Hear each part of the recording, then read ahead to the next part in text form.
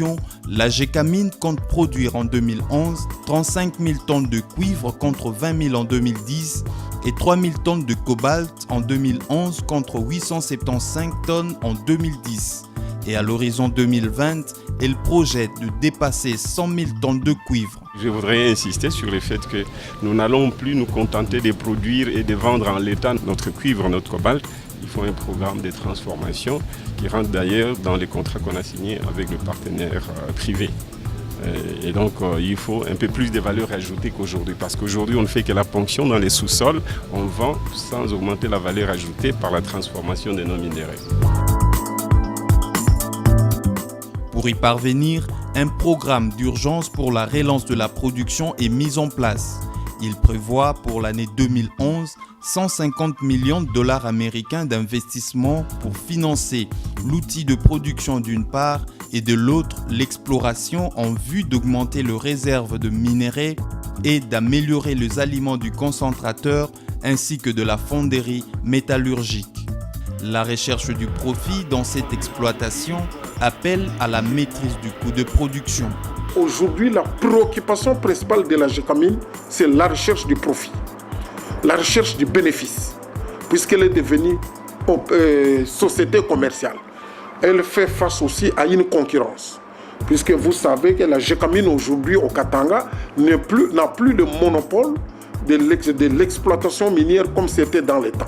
Aujourd'hui, nous avons plus ou moins 34 partenaires miniers qui sont des opérateurs miniers, qui sont des concurrents à la Gécamine. Ce n'est plus une Gécamine qui produit pour le plaisir de produire, mais c'est une Gécamine qui produit pour réaliser des bénéfices, pour que l'État propriétaire, l'actionnaire unique, à la longue puisse bénéficier des dividendes.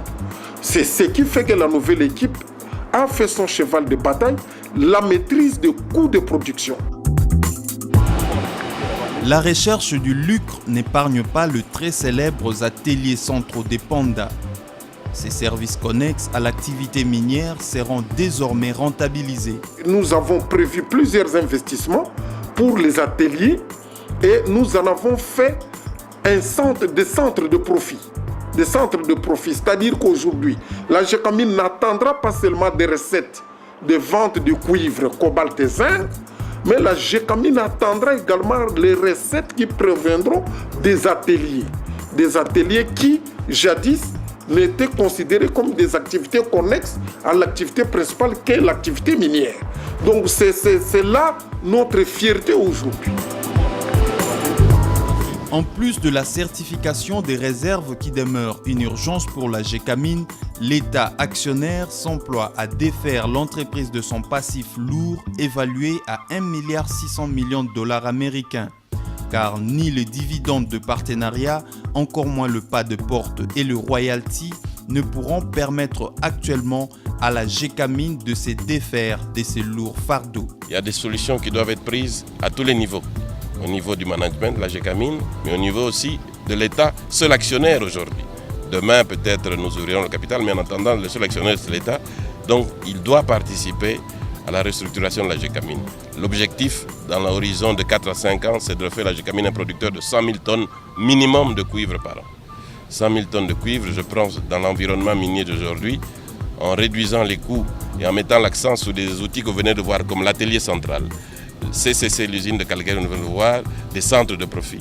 Donc, faisant 100 000 tonnes de cuivre, en remettant les centres de profit en activité, la Gécamine peut être d'abord pour elle-même, pour ses travailleurs, mais surtout pour la province et le pays, une source de revenus garantie.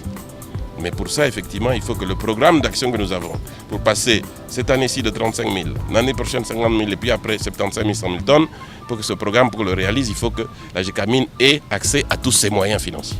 Donc il faut qu'effectivement l'État actionnaire nous accompagne pour gérer nos moyens financiers, mais il faut que l'État nous accompagne à assainir le passif. Vous savez que quand vous allez chez un banquier, la première chose qu'il regarde, c'est votre plan d'action, mais c'est aussi votre passif. Le plan d'action, nous l'avons, on va arriver à 100 000 tonnes. Nous avons des capacités techniques, humaines et naturelles.